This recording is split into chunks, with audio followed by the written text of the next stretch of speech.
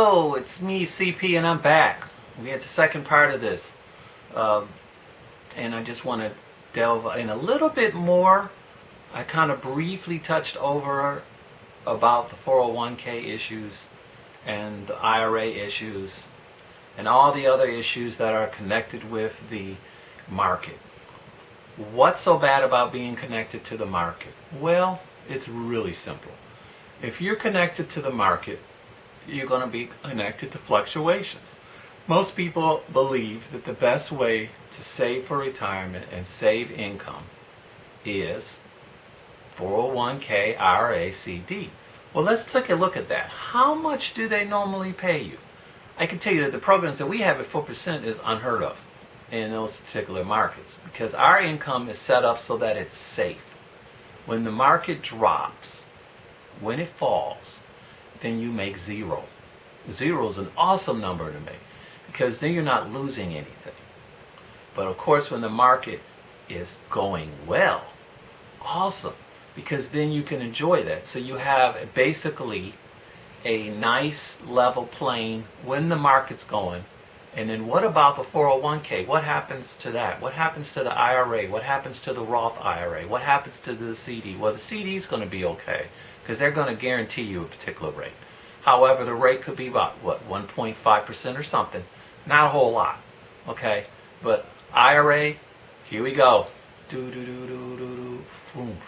That happens when you go to the market. There's your money is lost. People have asked me, where does my money go when it's lost from the stock market? Okay, excellent question. I love that question. Basically, where your money goes, it kind of goes back to the government in a way. What do I mean? How does it go back to the government? It goes back to the government because they can bid against it. They have things called options and derivatives, and they can swing the market. And why would they swing the market? Well, because of the unfunded obligations that we talked about in the last video. Basically, they know that they can never pay off all the promises that they have on these medical and social security benefits. There's just no way. They're not bringing in enough money. It just can't be done. So what happens is the markets has these swings. If you look at it, it's always something happening on the 18th or the 8th of that particular year, like 1998, 2008, 2018 will be your newest one. That's when Trump decided, I'm going to go ahead and mess with China here and see what happens next. He did. And then we went from a GDP of 3% roughly, 2.8% I want to say, down to 2.1. And then we were working before AV, remember?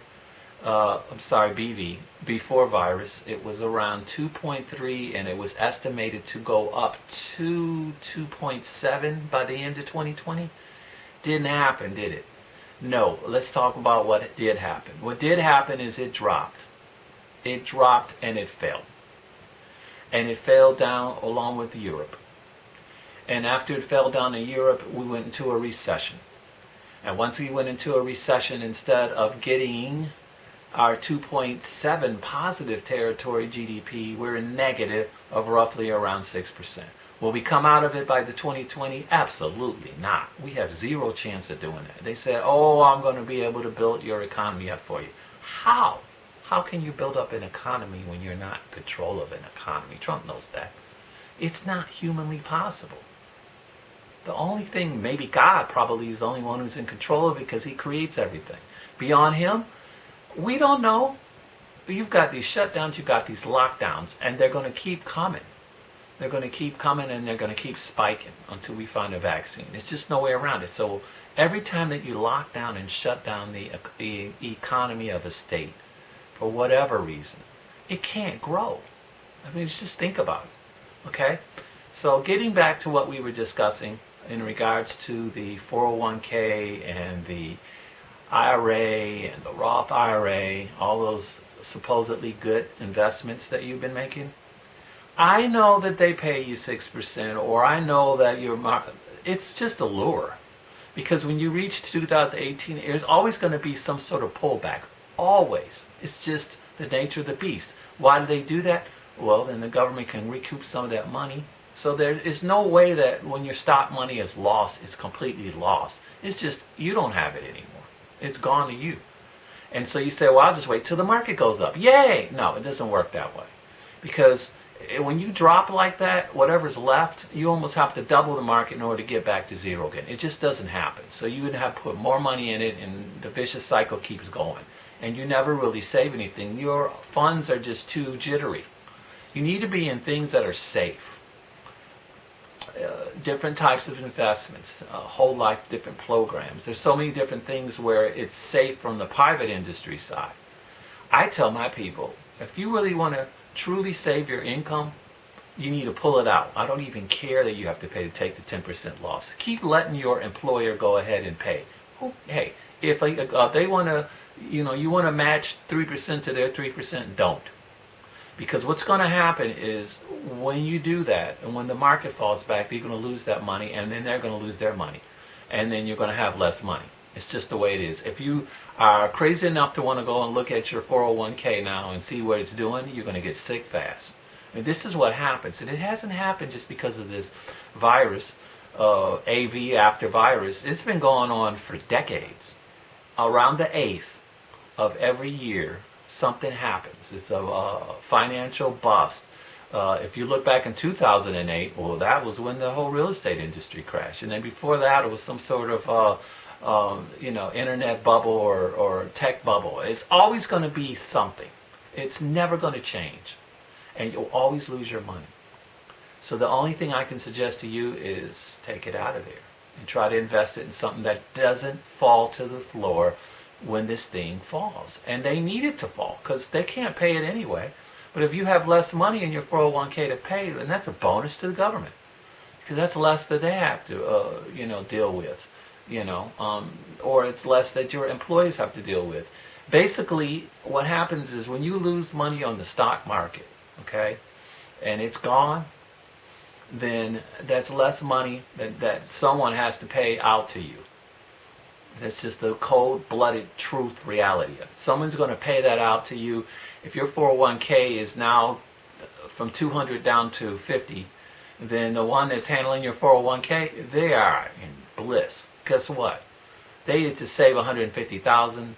Somebody else through either derivatives options who's slighted the market, got your money. It's gone. Okay, and if you had to put that 200,000 into one of the programs that we have, then guess what? You'd still have 200,000. Now, if the market was doing good, you have more because, they work off the markets too, but they work with the markets when the markets are doing well and when they're going up. When they go down, they just watch it. And that's what you want to do. So when I talked about Antony Davies, what I was talking about is you have to study that. You really do, about these 10 myths about the government debt.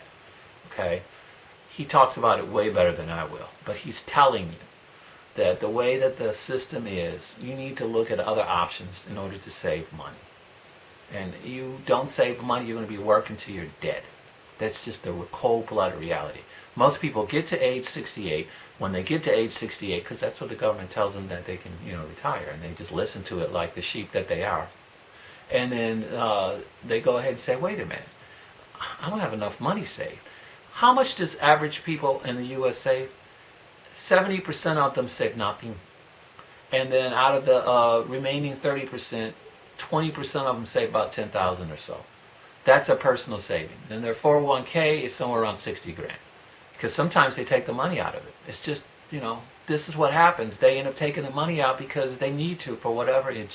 We have programs set up so that we have rainy day funds, so that way they can save and then cut into that instead of messing with their finances. They don't consider any of this stuff. The federal government, from the Supreme Court down, are not worried about unfunded obligations. They're looking at you to try to figure out how you're going to retire.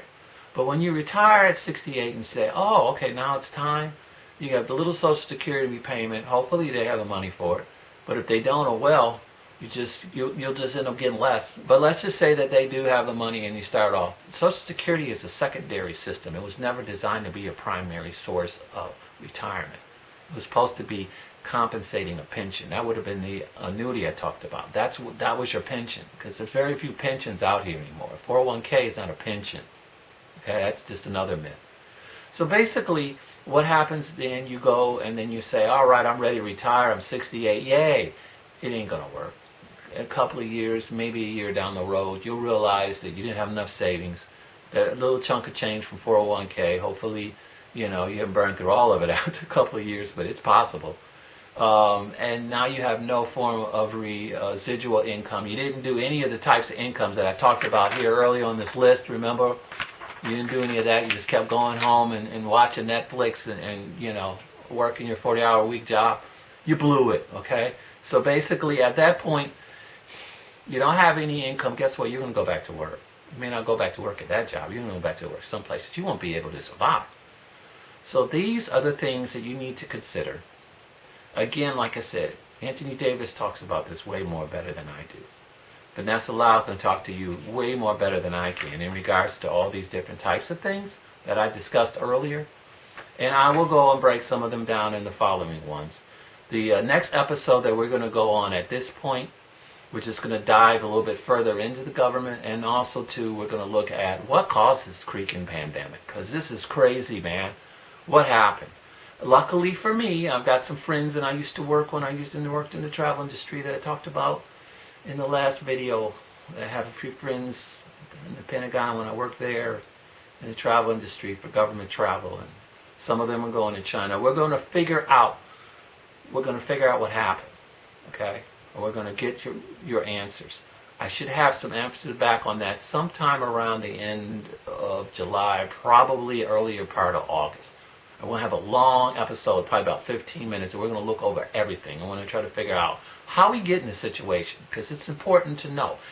You need to know whenever you're doing any of these investments or anything, you have to know the current events. You have to understand what's going on. Sometimes you can't get it from CNN or you can't get it from MSNBC correctly. You've got to know the truth so you can make your best decisions.